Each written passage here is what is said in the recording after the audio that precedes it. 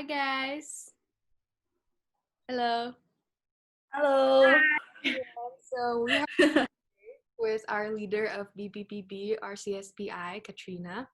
And today we're on the topic of slow fashion. With us, we have a special guest, Allison, to answer some of the questions. So Allison, would you like to introduce yourself and what you've done and starting thrift stores and stuff like that?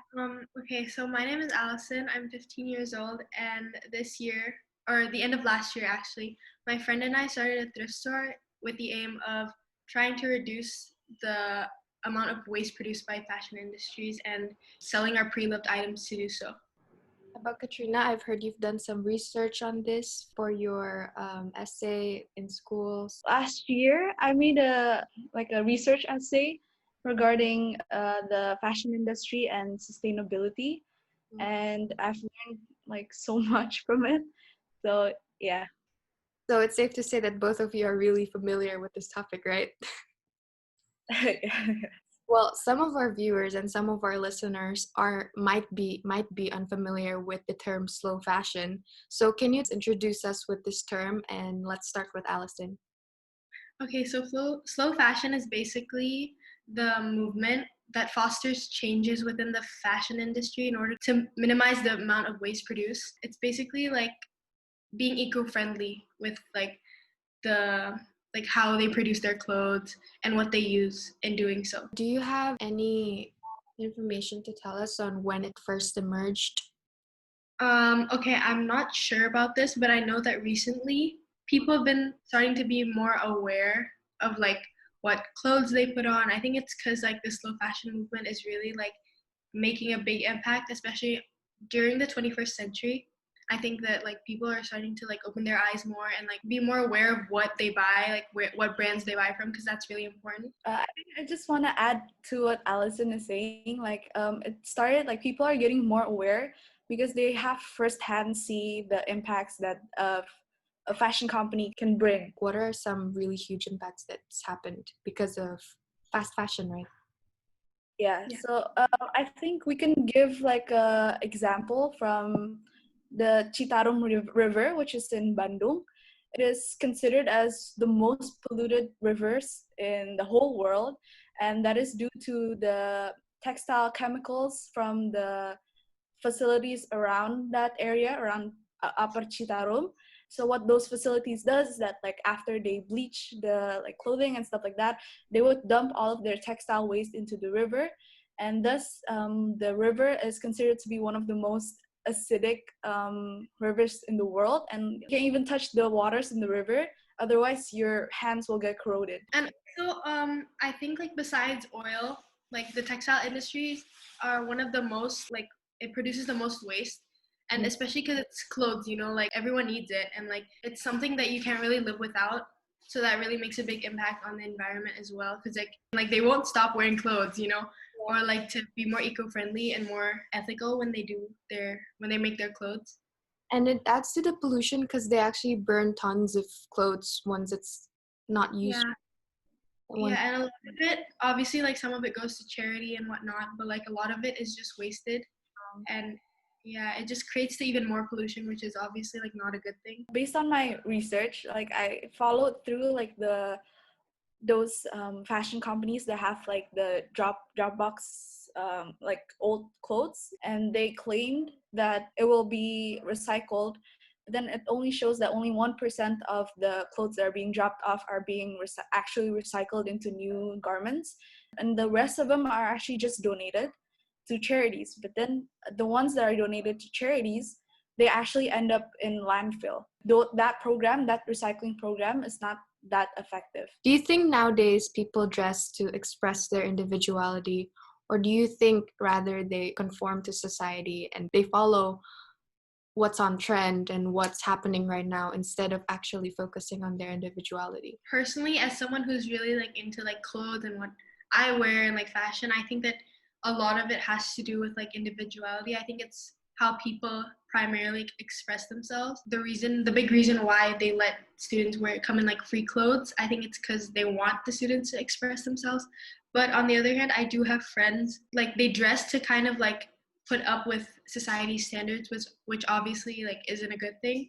And like an example is like Brandy Melville. Yeah, it's like not everyone can fit into it, and it's like I have friends who like get really upset because like they can't fit, or like I think that is like one of the examples of how society could kind of conform and like not like contribute to like people's individuality because people just feel pressured. And at the same time, why this issue started in the first place is because people really wanted to get on the trend, so they really had to produce stuff really fast. I think like how this process became like really fast is also because from like influencers. I can give a example of Kim Kardashian.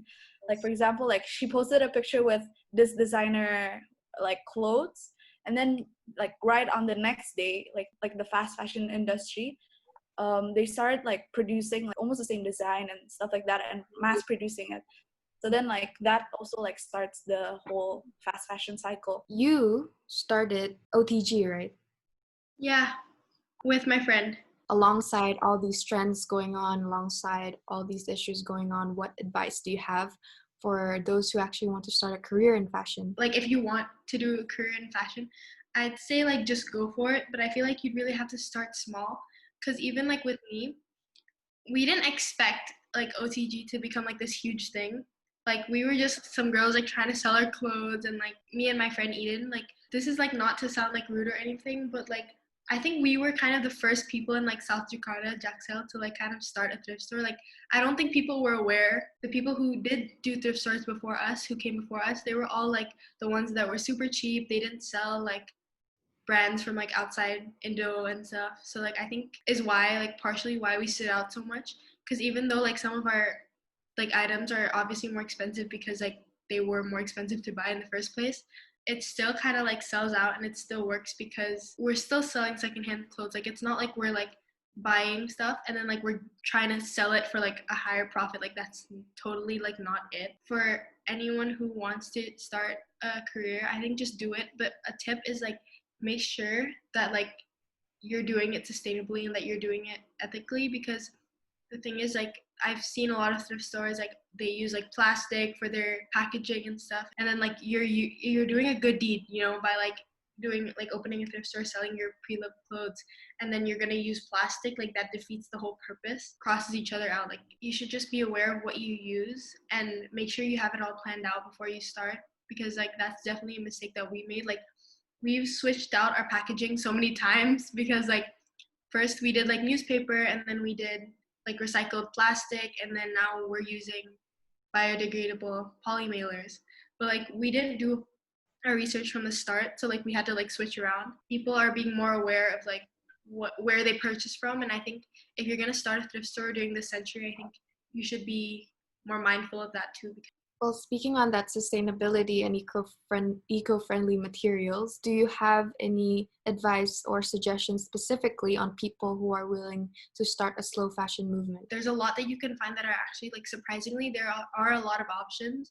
Recycled paper or like newspaper or like plastic. Recycled plastic was our second one. They make like we have a manufacturer that recycles plastic and makes it into like these really pretty like pink packages. Yeah. But the one that we thought was personally best is from Bali though, like the most recent one. We bought it from Bali. It's by this company called Avani.co, I think.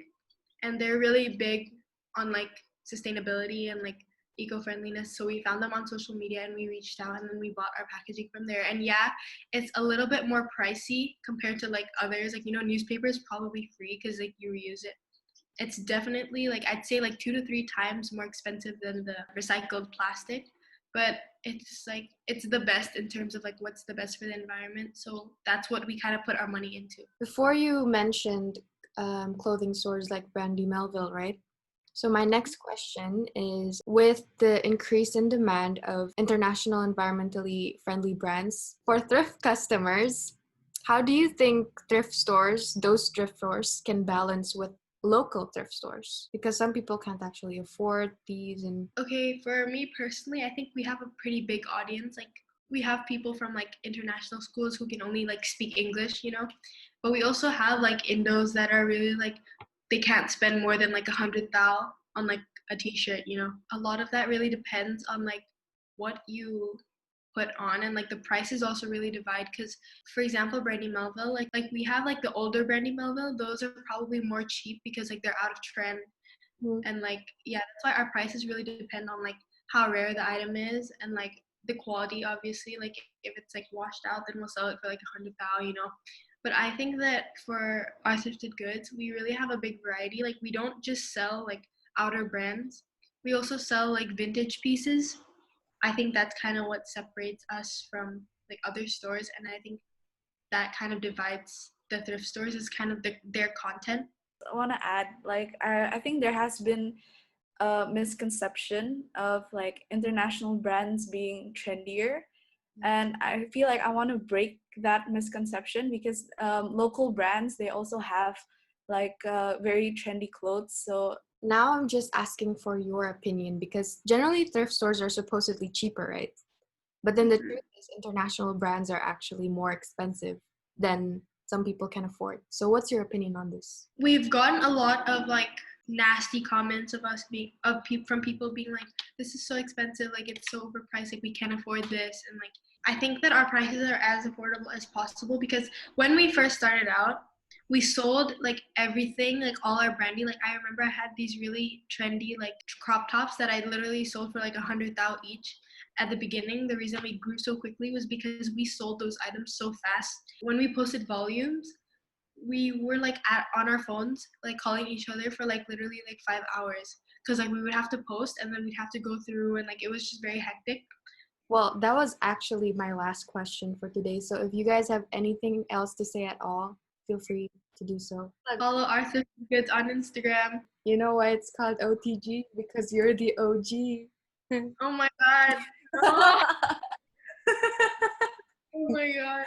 We started this podcast in hopes that our viewers will become more educated, well-informed on this matter, because there's a lot of things going on in this world right now, and you might want to be aware on pretty much things that are often neglected. Thank you guys. Thank you for being here. Thank you, Katrina. Thank you, Allison. Thank you for having me. Bye-bye. Bye.